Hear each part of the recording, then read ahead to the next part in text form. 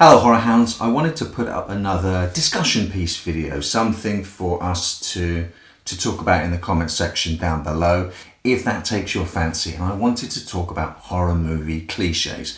Now I know all genres have their own particular cliches. It seems to me that horror movies have more than their fair share of cliches, and I'm sure probably about 4 or 5 have instantly sprung to mind with you already. So I want to know the ones that really irk you. I want to know your examples of ones that, even though they're cliches, they're done really, really well.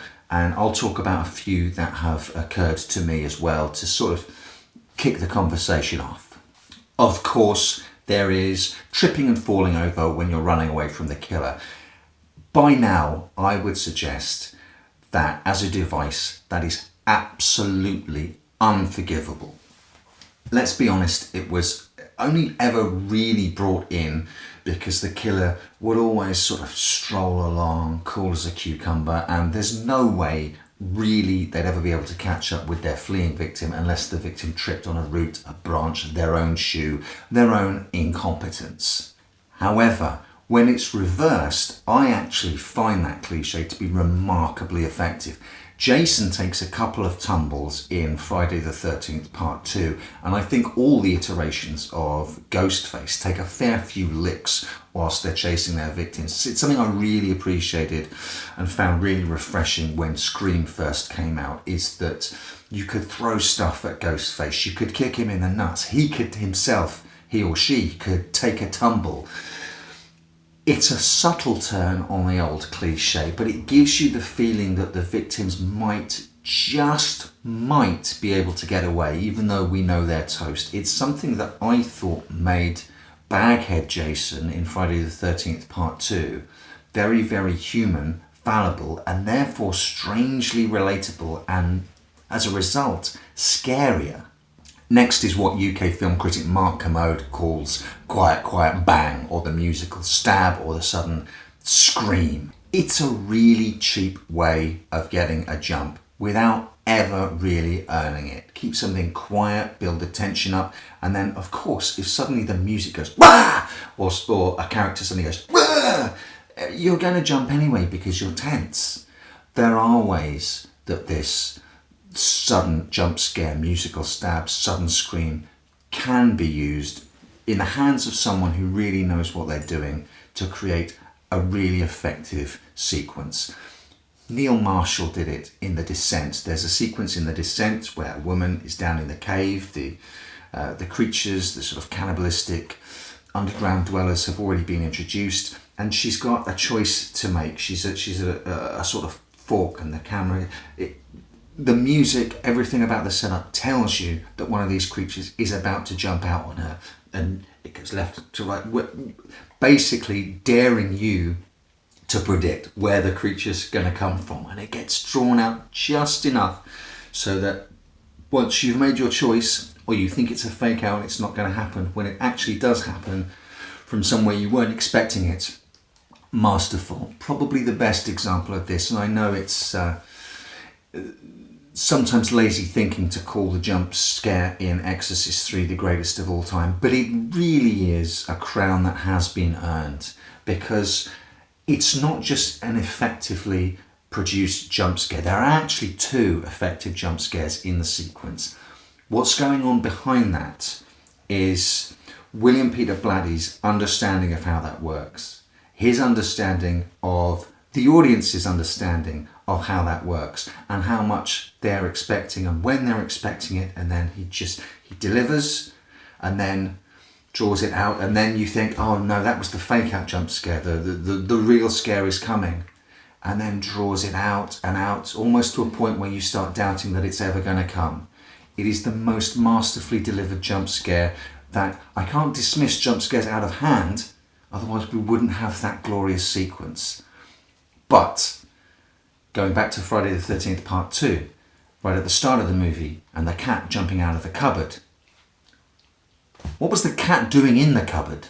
The next one for me is relatively more recent, although it's become really tired and overused nonetheless, and that's the moving of the bathroom cabinet window to suddenly reveal someone else in the room. I don't know who first used this little trick. If someone can point me to the direction the first time it was ever used, I'm sure it was super effective, really new and fresh.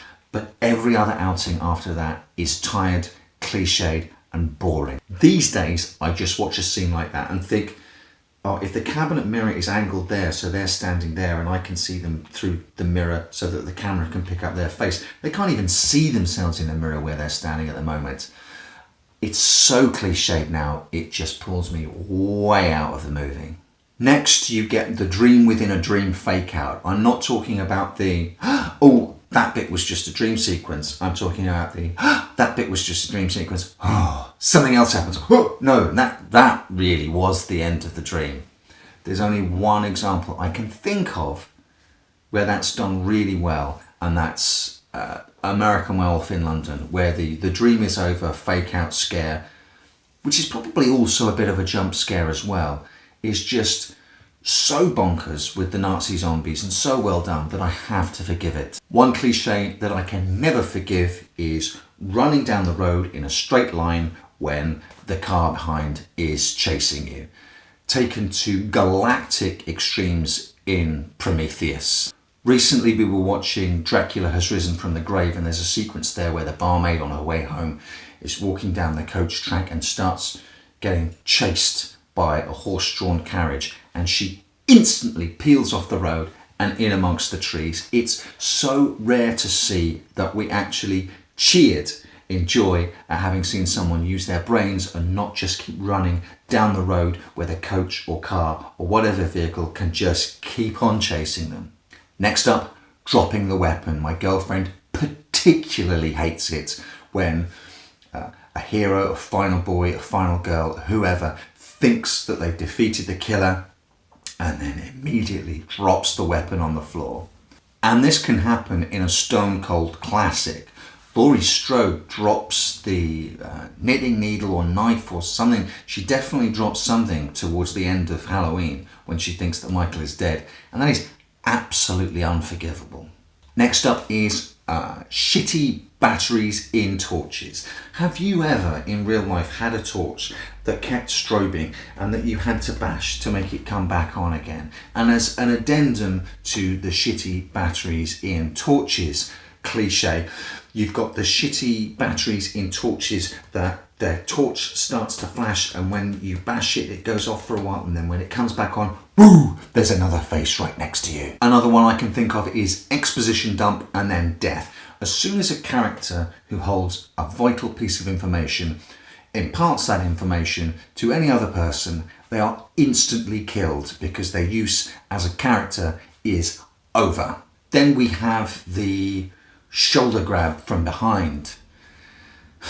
Seriously, have any of you ever tried to get anyone's attention by silently coming up behind them and grabbing them on the shoulder? And finally, the killer's one last lunge.